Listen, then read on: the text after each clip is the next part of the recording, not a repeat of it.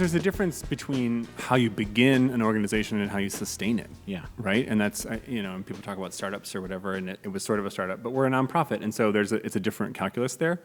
But we started in a very unusual way for a nonprofit, which was that we did not start small, and we didn't build up a base of volunteers and supporters and an all-volunteer working board like a lot of small nonprofits do. We just came out of the gate like we're already huge, and this is what we're doing.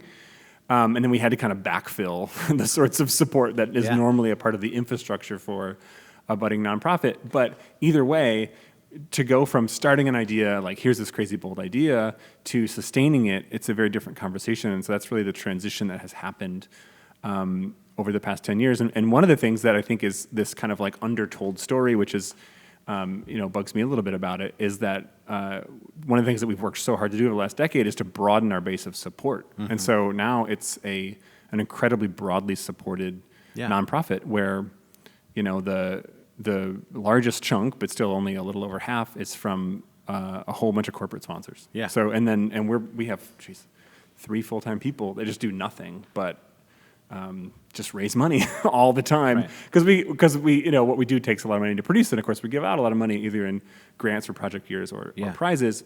And so I think that like the kind of initial splash that we made, there's still this persistent misperception that it's like, well, they just have this pile of money and they can do whatever they want with it. And it's like, it's not true at all. Like I spend so much of my time agonizing over budgets and just like raising money and raising money and raising money. And it means like getting a very broad base of people, from individuals to corporations to foundations, believing in what you're doing and believing in the value of it. And it's grounding.